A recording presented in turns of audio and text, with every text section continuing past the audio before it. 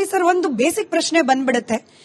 ಭಾರತದಿಂದಾಗಿಯೇ ರಾಷ್ಟ್ರ ಅನ್ನೋ ಅಸ್ತಿತ್ವವನ್ನ ಪಡೆದ ಬಾಂಗ್ಲಾದೇಶದ ಕೆಲವರಿಗೆ ಅಥವಾ ಎಲ್ಲರಿಗೂ ಭಾರತದ ಮೇಲೆ ದ್ವೇಷ ಯಾಕೆ ಬರಬೇಕು ಅಂತ ಹೇಳಿ? ಭಾರತದ ಮೇಲೆ ದ್ವೇಷ ಅದು ಹುಟ್ಕೊಂಡಿರೋದು ಶೇಖ್ ಹಸೀನಾ ಯಾವಾಗ ಪಲಾಯನ ಮಾಡಿ ಡೆಲ್ಲಿ ಬಂದ್ರು ಅದು ಸ್ವಲ್ಪ ಜಾಸ್ತಿ ಆಯ್ತು. ಶೇಖ್ ಹಸೀನಾ ಅವರು ಯಾವಾಗ ಎಷ್ಟು ವರ್ಷಗಳ ಕಾಲ ಅಲ್ಲಿ ಕೂತಿದ್ರು, ಆಗ ಅವ್ರ ರಿಲೇಶನ್ಶಿಪ್ ನಮ್ಮ ದೇಶದ ಜೊತೆ ಬಹಳ ಚೆನ್ನಾಗಿತ್ತು. ಒಳ್ಳೆ ಟ್ರೇಡ್, ನಮ್ದು ಟ್ರೇಡ್ $14 ಬಿಲಿಯನ್ ಇದೆ. ಅದರಲ್ಲಿ ಮೋಸ್ಟ್ಲಿ ಕಾಟನ್ ಗಾರ್ಮೆಂಟ್ಸ್. ನೋಡಿ, ಶೇಖ್ ಹಸೀನಾಗ ಅಷ್ಟು ಕೆಟ್ಟದಾಗಿ ಹೋಗಿದ್ದಾರೆ ಅವರು. 30% ಬಾಂಗ್ಲಾದೇಶಿ ಇದನ್ನ ಆದಾಯ ಥ್ರೂ ಕಾಟನ್ ಗಾರ್ಮೆಂಟ್ಸ್ ಎಕ್ಸ್ಪೋರ್ಟ್. ಇವತ್ತು ನಾವು ನಮ್ಮ ಮಾಲ್ಗಳಲ್ಲಿ ಬೆಂಗಳೂರಲ್ಲಿ ಟಾಪ್ ಬ್ರ್ಯಾಂಡ್ಸ್ ಏನ್ ನೋಡ್ತೀವಿ ಎಲ್ಲ ಬಾಂಗ್ಲಾದೇಶ ಬ್ರ್ಯಾಂಡ್ಗಳು, ಝಾರಾ, H&M ಎಲ್ಲ ಬಾಂಗ್ಲಾದೇಶ ಬಂದಿರೋದು. ಸೊ ಅವರು ಅಷ್ಟನ್ನು ಮಾಡಿದ್ರು. ನೋಡಿ, ಅವರು ಏನ್ ಮಾಡಿದ್ರು, ಏನ್ ತಪ್ಪು ಮಾಡಲಿಲ್ಲ ಅದನ್ನ ಡಿಸ್ಕಸ್ ಮಾಡೋದು ನಮ್ಮ ಮ್ಯಾಂಡೇಟ್ ಅಲ್ಲ. ಅವರು ಬಂದ್ರಿ, ಅವ್ರ ಮೇಲೆ ವಿಪರೀತ ಅವರು ಸರಿಯಾಗಿ ಕಂಟ್ರೋಲ್ ಮಾಡಿಟ್ಟಿದ್ರು. ನೋಡಿ, ಅವ್ರ ಹೇಳಿಕೆ, ಅವರ ಡೈರೆಕ್ಷನ್ ಅಲ್ಲಿ ಇದನ್ನ ಸ್ಟೂಡೆಂಟ್ಸ್ ಹತ್ತರೋ ಇಲ್ವೋ ಅದನ್ನು ನಾವು ಡಿಬೇಟ್ ಮಾಡೋದು ಬಹಳ ಕಷ್ಟ. ಈ ಹೇಟ್ರೆಡ್ ಶುರುವಾಗಿದ್ದ ಅಲ್ಲಿಂದ. ಹೀಗೆ ಇದನ್ನ ಶೇಖ್ ಹಸೀನಾ ಇರಬಾರದು, ಶೇಖ್ ಹಸೀನಾ ಬದ್ದೋಡಿಸ್ಬೇಕು.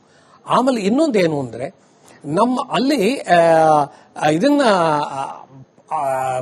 ಬೆಂಗಾಲಿಗಳು 21% ಬೆಂಗಾಲಿಗಳು ಇದರೊಳಗೆ ಇದ್ದವರು ಆ ಬಾಂಗ್ಲಾದೇಶಲ್ಲಿ ಕಾಲಕ್ರಮೇಣ ಅದೇನಾಗೋಯ್ತು 8% ಬಂತು. ಯಾಕಂದ್ರೆ ಆ ಅತ್ಯಾಚಾರ ನಡ್ಕೊಂಡೇ ಬಂತು. ಆದರೆ ಹಿಂದೆ ಏನೇನಾಯ್ತು ಆ ಹಿಸ್ಟ್ರಿಲಿ ಅದನ್ನ ಪೂರ್ತಿ ಮರ್ತೇ ಬಿಟ್ಟಿಯಾರ ಅವರು. ಯಾವ ತರ ಬಾಂಗ್ಲಾದೇಶ ಕ್ರಿಯೇಟ್ ಆಯ್ತು, ನಾವು ಯಾವ ತರ ನಾವು ಸ್ಯಾಕ್ರಿಫೈಸ್ ಮಾಡಿದೆ ನಮ್ಮ ದೇಶದ ಜೊತೆಗೆ ಅವ್ರಿಗೆ ಯಾವ ತರ ಜಗಳನೂ ಇಲ್ಲ. ಆದ್ರೆ ಇದು ನಡೀತಾನೆ ಇದೆ. ಎಷ್ಟೋ ಇದಕ್ಕೆ ರೀಸನ್ನು ಪೊಲಿಟಿಕಲ್ ರೀಸನ್. ಇದನ್ನ ಖಾಲಿದಾ ಜಿಯಾ, ಆಮೇಲೆ ಇದು ಜಮಾಯತ್ ಇಸ್ಲಾಮಿ ಅವರು 2001ರಲ್ಲಿ ಯಾವಾಗ ಅವರು ಇದಕ್ಕೆ ಬಂದರು, ಪವರ್ಗೆ ಬಂದರು, ಅವ್ರದ್ದು ಮೊದಲನೇ ದಿವಸದಿಂದ ಆಂಟಿ ಇಂಡಿಯಾ ಶುರು ಆಯ್ತು, ಕ್ಯಾಂಪೇನ್ ಶುರು ಆಯ್ತು ಅವ್ರದ್ದು.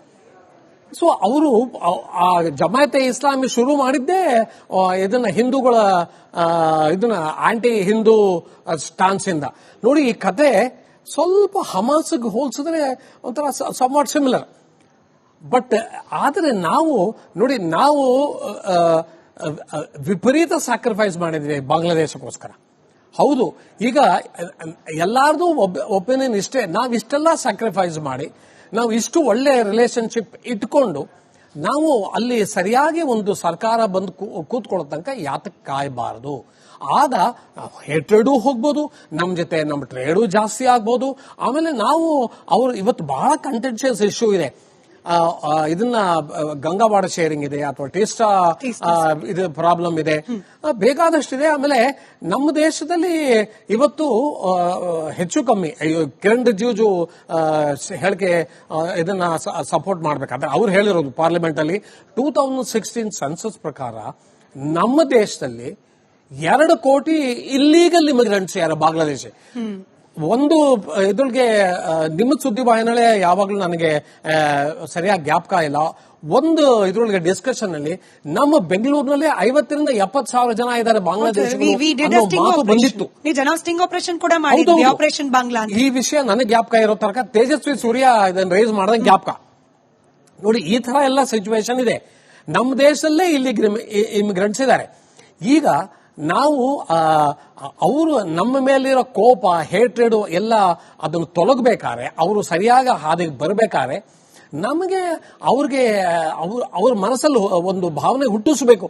ನಾವು ನಿಮ್ಗೆ ಕೈ ಬಿಡಲ್ಲ, ನಾವು ಇಷ್ಟು ವರ್ಷ ನಿಮ್ಮ ಜೊತೆ ನಮ್ದು ಒಳ್ಳೆ ರಿಲೇಷನ್ಸ್ ಇದೆ, ಮುಂದೂ ಇರುತ್ತೆ. ಆದರೆ ನೀವು ಹಿಂದೂಗಳ ಮೇಲೆ ಮಾಡೋ ಅತ್ಯಾಚಾರ ನಿಲ್ಲಿಸಿ, ಅವ್ರನ್ನ ಹೊಡೆಯೋದು ನಿಲ್ಲಿಸಿ, ಅವ್ರಿಗೂ ನಿಮ್ಮ ದೇಶದಲ್ಲಿ ಇರಕ್ಕೆ ಒಂದು ಜಾಗ ಕೊಡಿ ಅನ್ನುವಂತಹ ಒಂದು ಇದನ್ನ ನಾವು ಸೃಷ್ಟಿ ಮಾಡಿದರೆ ಒಂದು ಅಟ್ಮಾಸ್ಫಿಯರ್ ಸರಿ ಹೋಗುತ್ತೆ. ಆದರೆ ಈಗ ಇವತ್ತಿನ ತಾರೀಖಲ್ಲಿ ಹೇಳಬೇಕಾದ್ರೆ ಈ ಆಂಟಿ ಹಿಂದೂ ಸೆಂಟಿಮೆಂಟ್ಸ್ ಏನಿದೆ ಬಾಂಗ್ಲಾದೇಶ. ಮುರಳಿ ಸರ್, ಒಂದು ಬೇಸಿಕ್ ಪ್ರಶ್ನೆ ಬಂದ್ಬಿಡುತ್ತೆ. ಭಾರತದಿಂದಾಗಿಯೇ ರಾಷ್ಟ್ರ ಅನ್ನೋ ಅಸ್ತಿತ್ವವನ್ನ ಪಡೆದ ಬಾಂಗ್ಲಾದೇಶದ ಕೆಲವರಿಗೆ ಅಥವಾ ಎಲ್ಲರಿಗೂ ಭಾರತದ ಮೇಲೆ ದ್ವೇಷ ಯಾಕೆ ಬರಬೇಕು ಅಂತ ಹೇಳಿ. ಭಾರತದ ಮೇಲೆ ದ್ವೇಷ ಅದು ಹುಟ್ಕೊಂಡಿರೋದು ಶೇಖ್ ಹಸೀನಾ ಯಾವಾಗ ಪಲಾಯನ ಮಾಡಿ ಡೆಲ್ಲಿ ಬಂದ್ರು ಅದು ಸ್ವಲ್ಪ ಜಾಸ್ತಿ ಆಯಿತು. ಶೇಖ್ ಹಸೀನಾ ಅವರು ಎಷ್ಟು ವರ್ಷಗಳ ಕಾಲ ಅಲ್ಲಿ ಕೂತಿದ್ರು, ಆಗ ಅವ್ರ ರಿಲೇಶನ್ಶಿಪ್ ನಮ್ಮ ದೇಶದ ಜೊತೆ ಬಹಳ ಚೆನ್ನಾಗಿತ್ತು. ಒಳ್ಳೆ ಟ್ರೇಡ್, ನಮ್ದು ಟ್ರೇಡ್ $14 ಬಿಲಿಯನ್ ಇದೆ.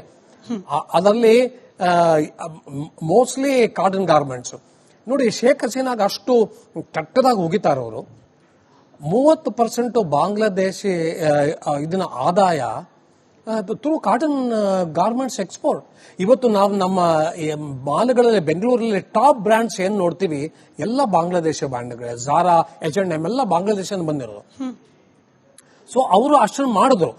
ನೋಡಿ, ಅವರು ಏನ್ ಮಾಡಿದ್ರು, ಏನ್ ತಪ್ಪು ಮಾಡಲಿಲ್ಲ ಅದನ್ನ ಡಿಸ್ಕಸ್ ಮಾಡೋದು ನಮ್ಮ ಮ್ಯಾಂಡೇಟ್ ಅಲ್ಲ. ಅವರು ಬಂದ್ರಿ ಕಡೆ ಅವ್ರ ಮೇಲೆ ವಿಪರೀತ ಅವರು ಸರಿಯಾಗಿ ಕಂಟ್ರೋಲ್ ಮಾಡಿಟ್ಟಿದ್ರು. ನೋಡಿ, ಅವರ ಹೇಳಿಕೆ, ಅವರ ಡೈರೆಕ್ಷನ್ ಅಲ್ಲಿ ಇದನ್ನ ಸ್ಟೂಡೆಂಟ್ಸ್ ಹತ್ತರೋ ಇಲ್ವೋ ಅದನ್ನು ನಾವು ಡಿಬೇಟ್ ಮಾಡೋದು ಬಹಳ ಕಷ್ಟ. ಈ ಹೇಟ್ರೆಡ್ ಶುರುವಾಗಿದ್ದ ಅಲ್ಲಿಂದ. ಹೀಗೆ ಇದನ್ನ ಶೇಖ್ ಹಸೀನಾ ಇರಬಾರ್ದು, ಶೇಖ್ ಹಸೀನಾ ಬದ್ದೋಡಿಸ್ಬೇಕು. ಆಮೇಲೆ ಇನ್ನೊಂದೇನು ಅಂದ್ರೆ, ನಮ್ಮ ಅಲ್ಲಿ ಇದನ್ನ ಬೆಂಗಾಲಿಗಳು 21% ಬೆಂಗಾಲಿಗಳು ಇದರೊಳಗೆ ಇದ್ದವರು ಆ ಬಾಂಗ್ಲಾದೇಶಲ್ಲಿ ಕಾಲಕ್ರಮೇಣ ಅದೇನಾಗೋಯ್ತು 8% ಬಂತು. ಯಾಕೆಂದ್ರೆ ಆ ಅತ್ಯಾಚಾರ ನಡ್ಕೊಂಡೇ ಬಂತು. ಆದರೆ ಹಿಂದೆ ಏನೇನಾಯ್ತು ಆ ಹಿಸ್ಟ್ರಿಲಿ ಅದನ್ನ ಪೂರ್ತಿ ಮರ್ತೇ ಬಿಟ್ಟಿಯಾರ ಅವರು. ಯಾವ ತರ ಬಾಂಗ್ಲಾದೇಶ ಕ್ರಿಯೇಟ್ ಆಯ್ತು, ನಾವು ಯಾವ ತರ ನಾವು ಸ್ಯಾಕ್ರಿಫೈಸ್ ಮಾಡಿದೆ ನಮ್ಮ ದೇಶದ ಜೊತೆಗೆ ಅವ್ರಿಗೆ ಯಾವ ತರ ಜಗಳನೂ ಇಲ್ಲ. ಆದ್ರೆ ಇದು ನಡೀತಾನೆ ಇದೆ. ಎಷ್ಟೋ ಇದಕ್ಕೆ ರೀಸನ್ನು ಪೊಲಿಟಿಕಲ್ ರೀಸನ್ನು. ಇದನ್ನ ಖಾಲಿದಾ ಜಿಯಾ, ಆಮೇಲೆ ಇದು ಜಮಾಯತ್ ಇಸ್ಲಾಮಿ ಅವರು 2001ರಲ್ಲಿ ಯಾವಾಗ ಅವರು ಇದಕ್ಕೆ ಬಂದರು, ಪವರ್ಗೆ ಬಂದರು, ಅವ್ರದ್ದು ಮೊದಲನೇ ದಿವಸದಿಂದ ಆಂಟಿ ಇಂಡಿಯಾ ಶುರು ಆಯ್ತು, ಕ್ಯಾಂಪೇನ್ ಶುರು ಆಯ್ತು ಅವ್ರದ್ದು. ಸೊ ಅವರು ಜಮಾಯತ್ ಇಸ್ಲಾಮಿ ಶುರು ಮಾಡಿದ್ದೇ ಇದನ್ನ ಹಿಂದೂಗಳ ಇದನ್ನ ಆಂಟಿ ಹಿಂದೂ ಸ್ಟಾನ್ಸ್ ಇಂದ. ನೋಡಿ, ಈ ಕತೆ ಸ್ವಲ್ಪ ಹಮಾಸ್ಗೆ ಹೋಲಿಸಿದ್ರೆ ಒಂಥರ ಸಮ್ವಾಟ್ ಸಿಮಿಲರ್. ಬಟ್ ಆದರೆ ನಾವು ವಿಪರೀತ ಸ್ಯಾಕ್ರಿಫೈಸ್ ಮಾಡಿದ್ವಿ ಬಾಂಗ್ಲಾದೇಶಕ್ಕೋಸ್ಕರ. ಹೌದು, ಈಗ ಎಲ್ಲಾರ್ದು ಒಪಿನಿಯನ್ ಇಷ್ಟೇ. ನಾವಿಷ್ಟೆಲ್ಲ ಸ್ಯಾಕ್ರಿಫೈಸ್ ಮಾಡಿ ನಾವು ಇಷ್ಟು ಒಳ್ಳೆ ರಿಲೇಶನ್ಶಿಪ್ ಇಟ್ಕೊಂಡು ನಾವು ಅಲ್ಲಿ ಸರಿಯಾಗಿ ಒಂದು ಸರ್ಕಾರ ಬಂದು ಕೂತ್ಕೊಳ್ಳೋ ತನಕ ಯಾತಕ್ಕೆ ಕಾಯಬಾರದು. ಆಗ ಹೇಟ್ರೆಡೂ ಹೋಗ್ಬೋದು, ನಮ್ಮ ಜೊತೆ ನಮ್ಮ ಟ್ರೇಡು ಜಾಸ್ತಿ ಆಗ್ಬೋದು. ಆಮೇಲೆ ಅವರು ಇವತ್ತು ಬಹಳ ಕಂಟೆಂಟಿಯಸ್ ಇಶ್ಯೂ ಇದೆ. ಇದನ್ನ ಗಂಗಾವಾಡ ಶೇರಿಂಗ್ ಇದೆ, ಅಥವಾ ಟೇಸ್ಟಾ ಇದು ಪ್ರಾಬ್ಲಮ್ ಇದೆ, ಬೇಕಾದಷ್ಟಿದೆ. ಆಮೇಲೆ ನಮ್ಮ ದೇಶದಲ್ಲಿ ಇವತ್ತು ಹೆಚ್ಚು ಕಮ್ಮಿ ಕಿರಣ್ ರಿಜಿಜು ಹೇಳಿಕೆ ಇದನ್ನ ಸಪೋರ್ಟ್ ಮಾಡ್ಬೇಕಾದ್ರೆ ಅವ್ರು ಹೇಳಿರೋದು ಪಾರ್ಲಿಮೆಂಟ್ ಅಲ್ಲಿ 2016 ಸೆನ್ಸಸ್ ಪ್ರಕಾರ ನಮ್ಮ ದೇಶದಲ್ಲಿ 2 ಕೋಟಿ ಇಲ್ಲೀಗಲ್ ಇಮಿಗ್ರೆಂಟ್ಸ್ ಯಾರು ಬಾಂಗ್ಲಾದೇಶ. ಒಂದು ಇದ್ರೊಳಗೆ ನಿಮ್ಮ ಸುದ್ದಿವಾಹಿನಿಗಳೇ ಯಾವಾಗಲೂ ನನಗೆ ಸರಿಯಾಗಿ ಜ್ಞಾಪಕ ಇಲ್ಲ.